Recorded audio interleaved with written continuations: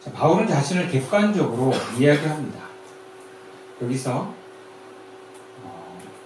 내가 그리스도 안에 있는 한 사람을 안다. 그 한 사람이 자기예요. 자기를 조금 객관적으로 표현하는 이야기인데, 그래서 이 사람이 어떤 체험을 얘기하냐면 셋째 하늘 체험 얘기를 합니다. 셋째 하늘. 그러니까 14년 전에 자신이 하늘로, 이 셋째 하늘로 들려간 일이 있었는데, 거기서 인간의 능력으로나 인간의 말로는 도저히 표현할 수 없고 그려낼 수 없는 놀라운 사실을 경험했다라는 것이죠. 근데 그 내용이 얼마나 귀한지 아무에게도 말하지 말라고 금지되었다라고 표현합니다. 그럼 이 정도 경험이라면 굉장히 귀한 체험이에요. 이것은 선택받은 사람에게, 그리스도인들 중에서도 아주 특별한 사람에게 나타날 수 있는 경험입니다. 그래서 이게 자랑이 될 수 있고 오늘날로 이게 간직이 될 수 있는 거예요. 우리가 예전에 누가 천국 갔다 왔다 이러면 그 사람은 지위 여하를 막론하고 집회할 수 있는 자격이 부어집니다. 강사 자격이 부어져요. 목사님과 똑같은 내용 같습니다. 왜? 천국 갔다 온 사람 많지 않고 목사님들 중에도 별로 없는데 기독교가 표방하는 그 천국에 대한 이야기를 할 수 있다는 것은 굉장한 특권이에요. 그런데 이런 특별한 체험은 오늘날뿐만 아니라 그 당시에도 굉장히 귀한 거였어요. 셋째 하늘 체험은 한마디로 천국 체험이거든요. 근데 바울은 자기도 그런 체험을 했는데 그 체험을 이야기하면서 자기를 높이고 드러내려고 하는 게 아니라 결론적으로 이 체험이 별거 아니야 하고 얘기하는 거예요. 이게 오늘 본문 5절과 6절 말씀입니다. 내가 이런 사람을 위하여 자랑하겠으나 나를 위하여는 약한 것들 외에 자랑하지 아니하리라.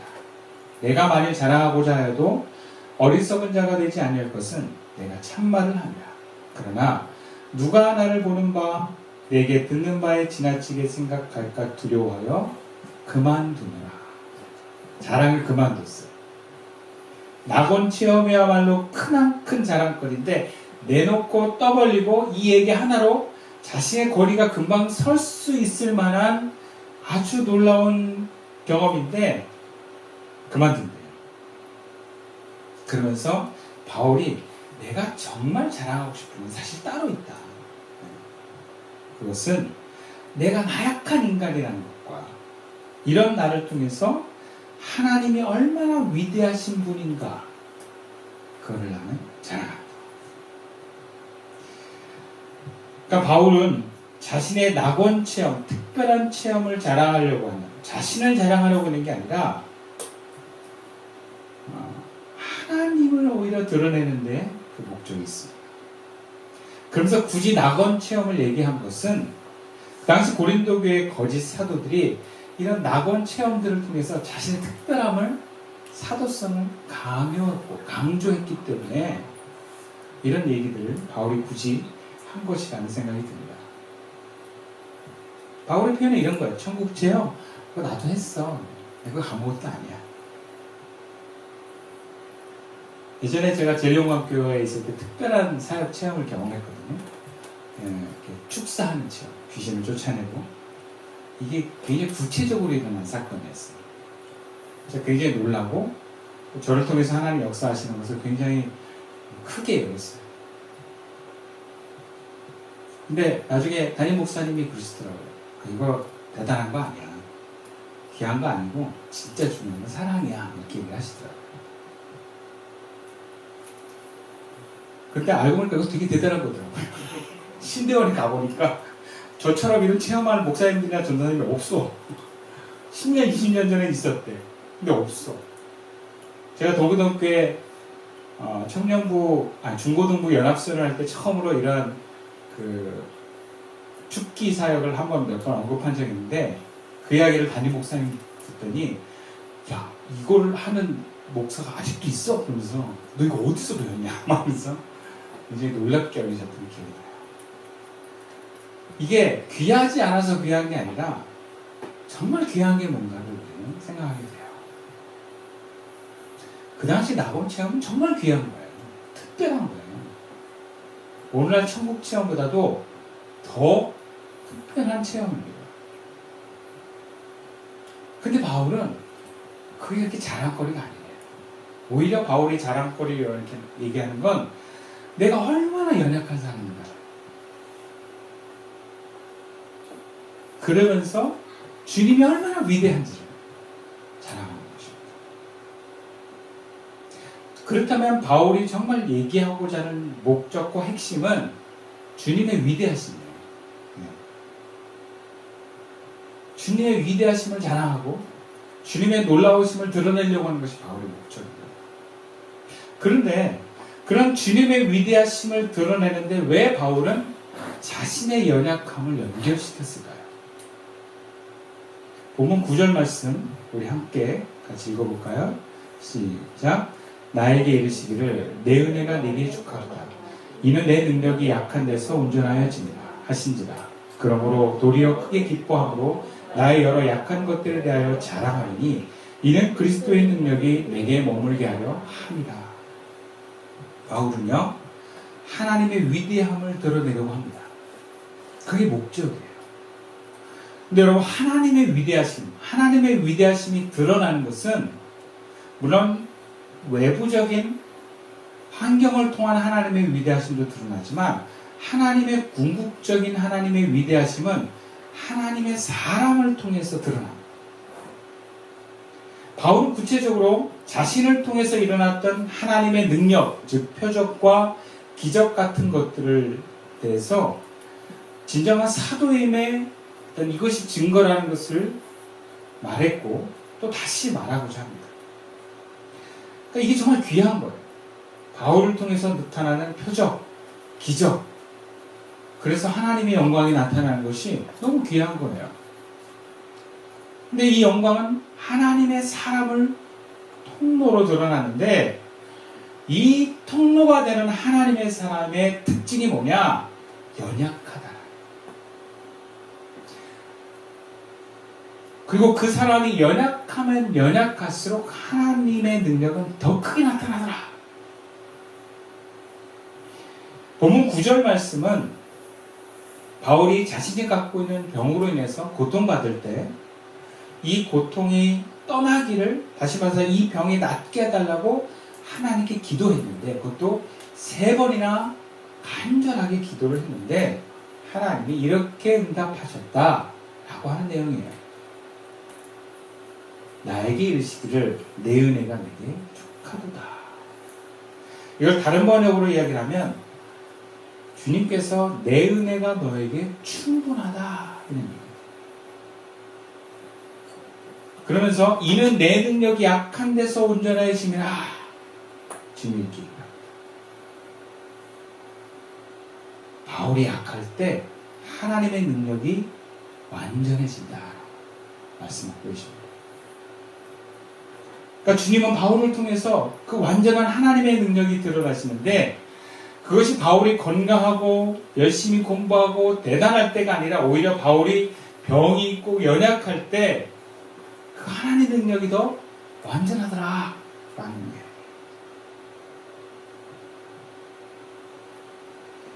여러분, 하나님께서는 저와 여러분 이 교회를 통해서 하나님의 능력이 온전히 드러나기를 원하십니다. 근데 전제가 있어요. 우리가 연약해야 돼요.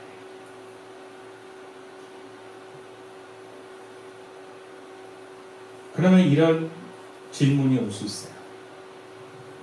그러면 하나님의 완전함을 위해서, 하나님의 능력이 완전하게 나타나기 위해서 우리는 일부러 약해져야 합니까? 라고 질문할 수 있어요. 사람은 누구나 사실은 강하고 싶어 하잖아요. 그죠? 일을 잘하고 싶지 일부러 못하고 싶은 사람이 어디 있어요? 삶의 모든 영역에서 주변의 모든 사람들은 우리에게 잘하라고 요구합니다. 공부 잘해라, 애들한테는. 직장인에게는 일 잘해라. 부모에게는 애 잘 키워라. 다 잘해야 된다. 그러니까 나도 나 스스로에게 너 잘해야 된다. 우리 그렇게 얘기합니다. 그래야 경쟁에서 살아남고 세상이 널 무시하지 않고 네가 존경받을 수 있고 네가 사람 대접받을 수 있고 네가 행복할 수 있어 라고 얘기합니다. 근데 어떻게 약해져요? 그때 일부러 이런 생각이 우리가 뭔가 연약함에 대해서 불편한 마음을 가질 때 우리가 이 생각에 맞서서 잊어버리지 말아야 될 한 가지 사실이 있어요. 이거 잊으면 안 돼요. 이건 사실이에요. 그게 뭐냐? 모든 인간은 약하다라는 거예요.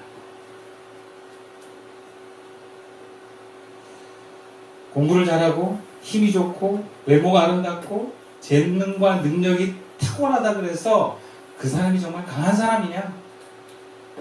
대단한 사람이냐?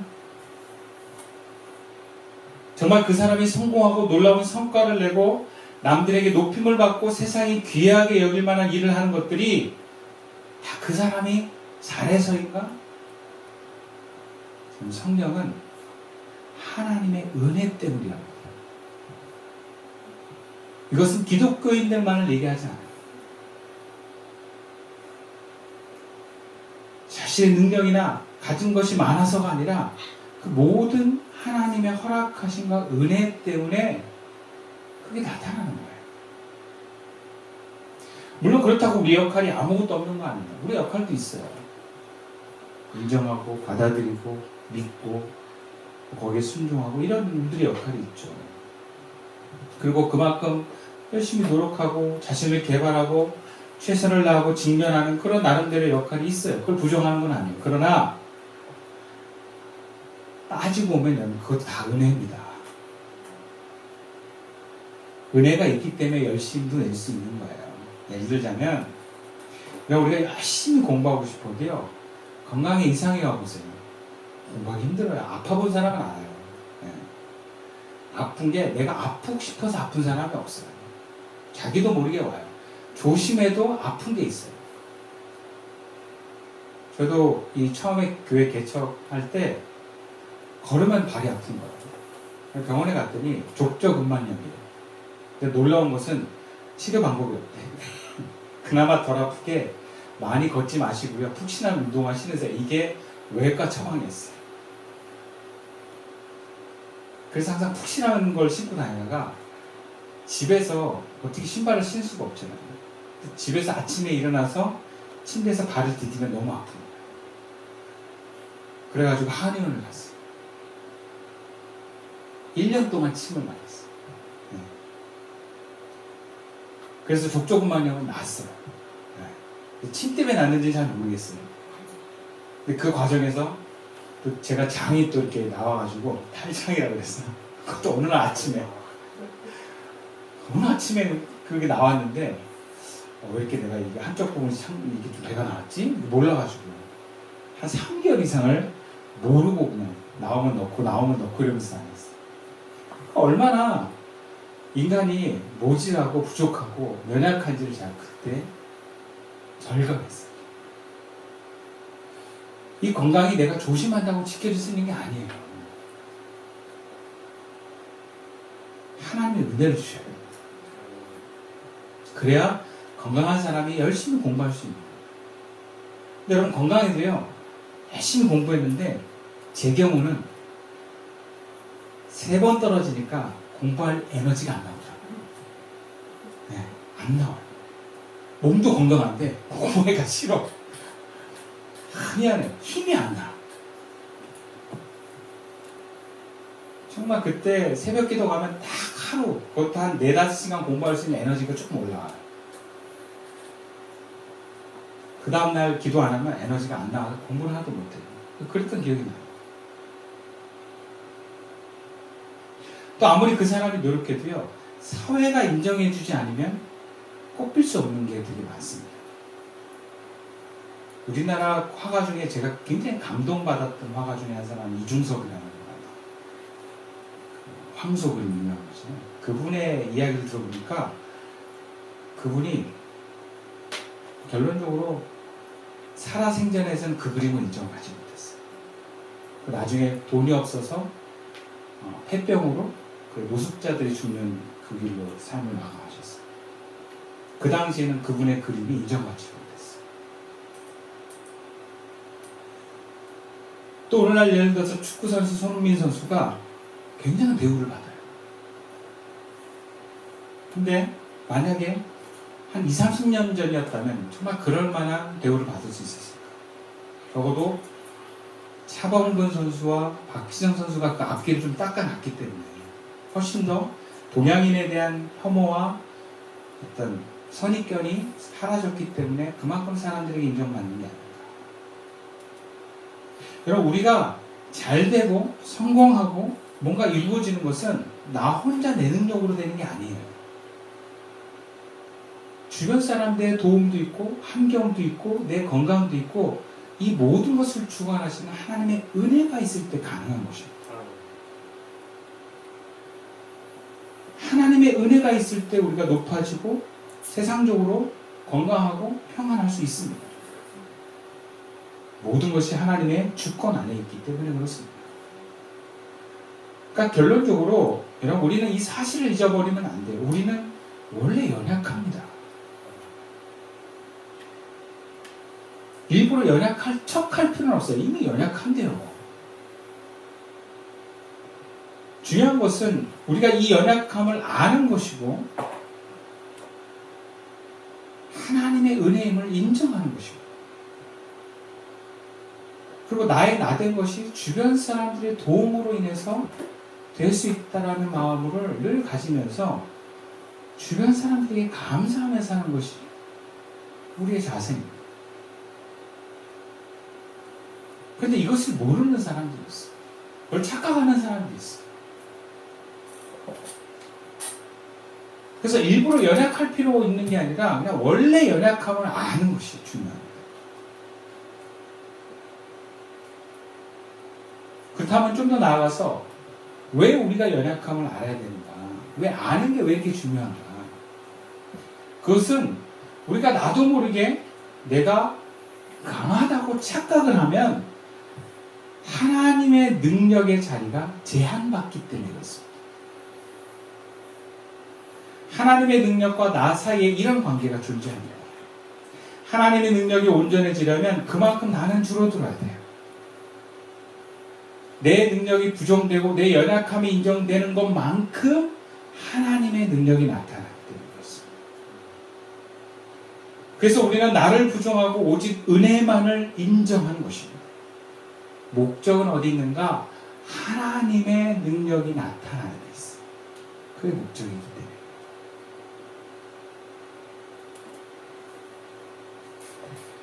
그런데 문제가 있어요. 어떤 문제가 있냐면 우리는 이걸 알아요. 말로는 항상 주님의 은혜라고 얘기를 합니다. 우리가 그리스도인들에게 축하합니다 그러면 주님의 은혜지요. 자동으로 나와요. 교회 다니는 사람 중 어떤 사람에게 성공과 성과를 축하했을 때 자기 자랑하는 사람 별로 없어요. 다 하나님의 은혜지요라고 얘기합니다. 그러니까 우리들의 문제는 뭐냐면 내가 은혜만을 의지한다고 착각하는 게 문제예요. 왜? 그걸 어떻게 알 수 있느냐? 하나님의 능력이 안 나타나요.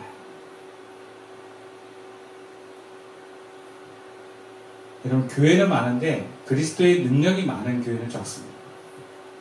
그리스도인은 많이 있는데 그리스도인의 능력이 나타나는 그리스도인은 적습니다. 그런데 분명한 것은 하나님은 우리의 삶에 당신의 능력이 나타나기를 원하시고 기뻐하신다. 내가 학교에서 자녀들, 학생들 가르칠 때도 하나님 능력이 나타나기를 원하세요.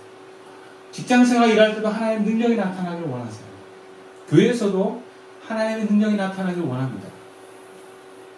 그러면 우리가 할 수 있는 게 뭐겠어요? 약한 거예요, 약한. 연약함을 일부러가 아니라 아는 것이고 그것을 인정함으로 인해서 나의 그 자리를 하나님께 내어드리는 데 있어요. 근데 자꾸 우리가 뭘 하려고 한다라는 거예요. 내어드리자. 교회에서도요, 제가 어디 가면 목사라고 이렇게 소개를 받으면 저보다 조금 연배 있거나 혹은 어떤 교회에서 많은 사역을 하시는 목사님과 혹은 권사님 그런 분들이 저한테 요구하는 게 있어요. 성령 충만 받아야 돼. 능력의 종이 돼야 돼. 내가 하기 싫어서 안 해요. 그게 내가 마음대로 할 수 있다고 할 수 있는 게 아니잖아요. 마치 내가 노력하면 될 것 같이 막 이렇게 사람들이 권면을 해요.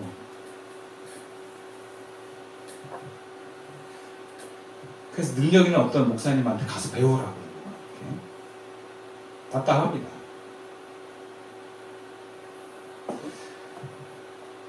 우리가 사실은 하나님의 능력이 없어서가 문제가 아니라 내가 연약함에도 불구하고 하나님의 은혜를 의지하지 않는 게 문제가 있어요. 또 더 큰 문제는 내가 의지하고 있다고 착각하는 게 문제예요. 그래서 우리는 내가 연약하냐 강하냐의 문제보다 더 중요한 문제는 내가 정말 하나님의 은혜만을 의지하는 사람인가? 그럼 그것을 살펴볼 필요가 있어요.